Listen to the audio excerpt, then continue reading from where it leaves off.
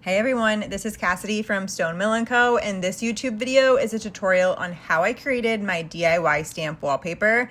I've seen some people doing this trend and I absolutely love it, but I decided to make it my own and create a fully customized two-step stamp that allowed me to use two different colors in my design to give it a little bit more of that wallpaper aesthetic. I love that I was able to fully customize the colors that I used in my wallpaper to match my accent wall, and I obviously love that it was much more affordable than wallpaper. And to create a very precise layout, I made a custom template which not only helps you lay out the design on your wall perfectly, but it is also absolutely required to utilize the two-step stamp, making sure that the design is perfectly aligned. So this kit is now for sale on my Etsy, and if you want to purchase it, you can find the link below to check out the availability. The availability will be very slim, so if you're interested, make sure you follow along on socials, sign up for my email newsletter to make sure that you don't miss the next drop.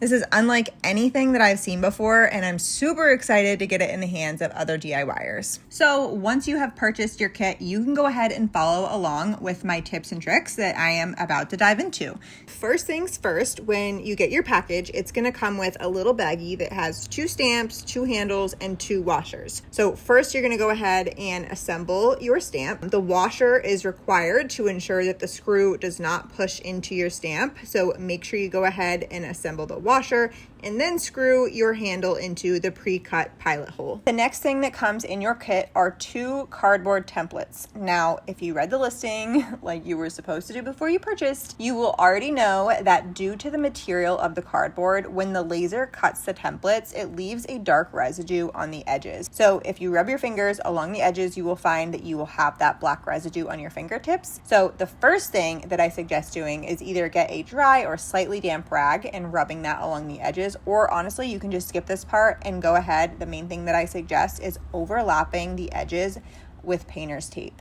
Tape along either most of the edges or at least a couple to have a couple designated touch points on your cardboard template to avoid getting your fingers dirty. And not only does this help keep your fingers clean, but it actually helps lengthen the lifespan of your cardboard template, because you'll find that when you're constantly hanging up these templates on the wall with a painter's tape like I'm about to show you, if you're not careful enough, when you take that tape off, it could actually peel back a layer of the cardboard. So having this initial layer of painter's tape to put your tape onto during your project will actually again help avoid ripping apart your cardboard when you remove the tape throughout the process. So anyways, that's your first step. So now you're really ready to go ahead and place your template on the wall and get stamping. But one thing I do suggest, and hopefully I can explain this in a way that makes sense, but I like to go ahead and measure the total width of the wall that I'm working on, measure the width of my template, divide the total width of the wall by that width of the template, just to see how many times my template is going to be able to fit on that wall. Because then I like to kind of go ahead and center where my template is going to fit. Reason being, with regular wallpaper, you can go right up into a corner and your flower could be partially on one wall and partially on the other for that corner. But with a stamp, you're not able to do that. So you're gonna find that you're gonna have a little bit of a space between your last stamp and the edge of your wall. So again, I just kind of like to center that. So that might mean you wanna start your template all the way up against the edge like I'm doing here, or you might want to start that initial template about an inch off the edge of your wall. Hopefully that made sense, but that's one thing I would recommend kind of considering before you jump into the project. But again, now we're ready to go ahead and place our template on the wall. One thing that I also highly recommend is using a level to make sure your template is level. My house was built in 1770, so the trim is definitely not level, so I had to use a level just pretty much throughout the entire process just to make sure that I was consistently staying level and wasn't getting off there. So once it's level, you can go ahead and use painter's tape along a couple edges to make sure your template stays in place. And again, having that initial base layer of that painter's tape will really help avoid peeling back any layers of cardboard, so highly recommend that base layer. As far as actually applying the paint to the stamp, the method that I found that gives the best results, in my opinion, is simply using the flat side of a paintbrush. I would probably use one just a little bit bigger than the one that's shown on the video, just to cover more surface area at a time. But just use that flat side of the brush and dab it on to the very top surface of the stamp. You really want to avoid getting paint all clumped down on the bottom layer of the rubber, because the more paint that gets caked on there, the less clear the outline of your stamp is going to be. So just try to use that flat side of the brush rather than painting downward like I'm doing right here. It's also a really good idea to take a break every once in a while, especially if you're working on hot weather and your paint's drying pretty quickly, to clear off your stamp and keep it clean. Again, I have tried other methods of applying the paint to the stamp. I've tried pouring my paint onto a paper plate, dipping it into the paint, and I just found that my stamp, number one, got really messy, and the paint was super uneven when I put the stamps on the wall. Sometimes I had too much, sometimes I didn't have enough, and again, I think that the method worked the best whenever I was just dabbing that flat surface of the paintbrush right on to the top flat surface of your stamp.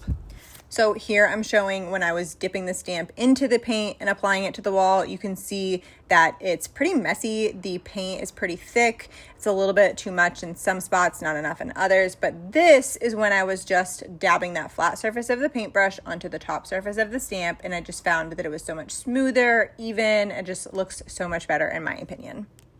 I also highly recommend you just get a piece of paper and start stamping just on a little test piece of paper so that you kind of get the feel of the stamp before you actually start applying it to your wall. So when you are ready to go ahead and place your stamp into the template, you'll see that each stamp has a little arrow. That's an up arrow so that you always know that that side is up so you don't accidentally put your stamp upside down. But again, you're going to go ahead and use the flower stamp at the top so it fits perfectly into the top of the square, and then your stem stamp is going to fit perfectly into the bottom of the square. Again, aligning that design perfectly so that the design is one complete design. And then once you have the stamps filled in for the entire template, you can go ahead and place your second one. I usually like to start with that lower one, add one to the top, work my way up, and then I start to go side to side. So I'll leave one template in place and pull my other template off and set it next to it. I do, again, try to still use my level throughout the entire process so that I'm not slightly adjusting and then end up with crooked lines. So I definitely recommend continuing to use that level throughout the process. And then once you get to the edge, you're going to obviously find that your template isn't able to kind of fit into the corner. So that's when you can kind of just eyeball the template to align with the rest of your design and get that last row in before the corner or the edge of your wall. And then once you get the hang of it, you're probably just going to fly through. I, again, found that once I did get a hang of it, I pretty much just flew through. That being said, I was still working around my kids, so it did take me a while to just finish it. Plus, I was working on the launch of these stamps. So again, if you guys are interested and you have not already purchased, you can check out that link below and wait to see when the next launch is. Again, going to be super limited. I'm sorry. I wish I could make so much more for you, but I'm working on the possibilities of doing that. But one other thing that I want to mention is this stamp project is meant to look slightly imperfect. So don't freak out if you mess up a little bit. Again, I think the point of this is for it to look, again, slightly imperfect, a little vintagey, handmade, and I just love the aesthetic of this. So don't take it too seriously. If you do mess up, what I have done is I try to, as soon as I mess up, wipe it off immediately. Usually, no matter what, I'm gonna have to go ahead and put another base layer of the wall, like the background wall color on it. So I will, again, just wipe it off. If I have to, if it's already dried a little bit, I'll just use a little bit of 220 to just lightly sand it off so that the texture design is not underneath it, and then just throw my base layer of paint on there and come back and fix it. But again, don't take it too seriously, have fun with it. And also, if I'm missing any information that I should have added here and you have any questions, you can message me on social media at Stonemill & Co. You can message me on Etsy.